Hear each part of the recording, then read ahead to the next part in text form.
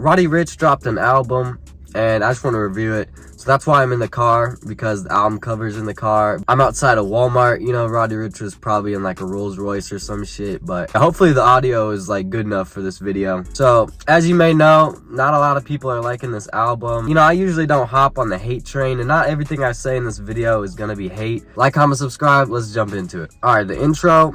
I wish this was a full song, because the intro for Please Excuse Me for Being Antisocial, that was actually a banger. Like, that was one of my favorite songs off that album. But overall, this is a good intro. You know, it builds up, brings an atmosphere to the album. I mean, it's just an intro, but it could have been made into a full song and I would have enjoyed it. But you get into the first banger of the album, Thailand.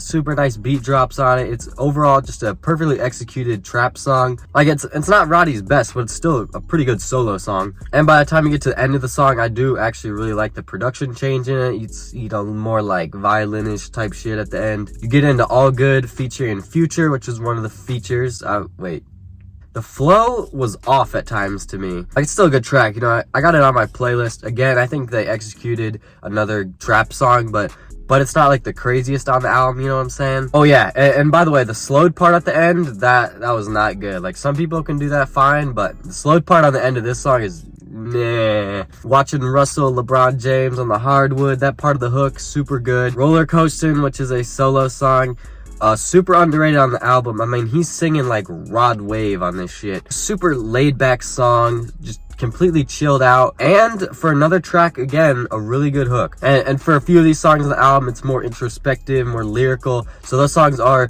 good to listen to every once in a while. Hibachi, this is featuring Kodak M21. The first thing you hear is the Weezy Outta Here at the beginning. Also, Roddy, you can tell sometimes on this album that he sounds, in my opinion, just uncomfortable for some reason. Like, he sounds kind of awkward. You can tell sometimes on this album when he's like freestyling. I don't really care about the lyrics that much. It doesn't really bother me. They probably noticed that there was some pretty random lines thrown in here quite a bit. The features kind of go like back to back on the song. I'm not really sure if I like this whole Kodak after he got out of jail. Hey My Dudes, this one's featuring Takeoff. And this was one of the features I was really excited for on the album, just because I'm still rocking with Amigos in 2021. I know I'm the only person that still listens to Migos, but whatever. I kind of like how this song, they went a little bit back and forth. I just wish the song was a little more hype. And then we just hit like a complete dry streak on the album. I don't know what happened.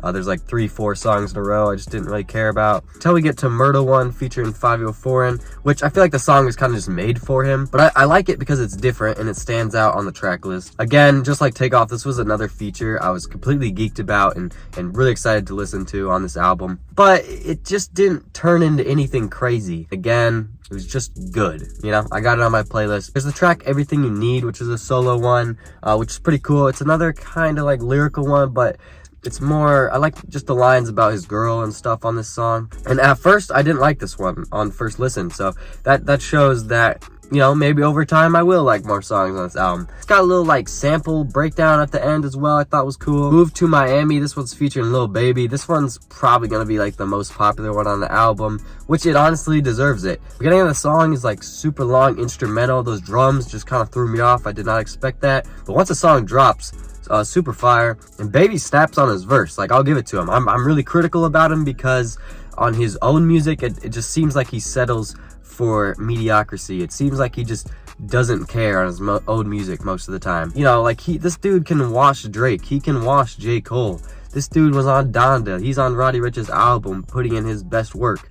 But I don't see that in his own music. I don't see him working with any other production than Lil Baby type beats on YouTube. I'm just saying, like, in his own music, he does not perform on the level he did on Wants and Needs by Drake. So I know I've said this shit before. And then the next song after that is called Don't I with Gunna. And I like Gunna more than Lil Baby, right? I've seen this argument a few times pop up now, and it was popping up again this weekend. But this is another hook that's really good. He mentioned his Donda in it, which, you know, we were just talking about. Gunna comes sliding in his verse. When I was first listening, I didn't even see his name on the song, so I did not expect it. I thought the song was ending, and then Gunna just came in. And then we kind of get towards the end of the album, which again was kind of just a lot of skips for me. another like 3-4 songs that were skips. I like the single that was on the album, Late at Night. I think that came out like this summer, which it did well. You know, I heard it on the radio type shit. It's kind of like a high fashion 2.0. Roddy Ricch, he's 23. He's got a classic album. He's got a diamond song. A lot of success. You know, he's a big mainstream rapper. I think on this album, a lot of people had high expectations as well. You know, I did as well. You know, he's coming off such a good album. And these songs weren't just hitting. They just weren't. But it's like, the high points on the album are really hard to find, and I only like half of the songs. One last point, I know the term mid is cringe, but like, I don't like to be that guy, but like, this is the definition of mid, in my opinion. Like, and I'm not 100% hating again, I'm just being critical. Again, it's not trash. I like some songs. I like listening to Roddy. I like how his music makes you feel. I just want to break down the track. Let's talk about Live Life Fast.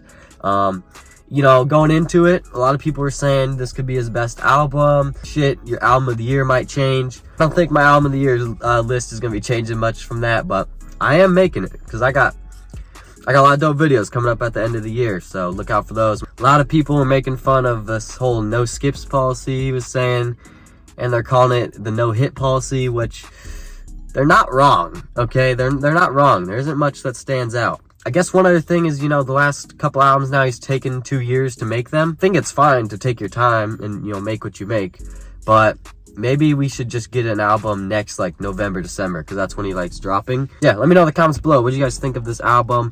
Like, comment, subscribe, and follow me over on Twitter as well. New videos coming soon. Thanks for watching. Peace.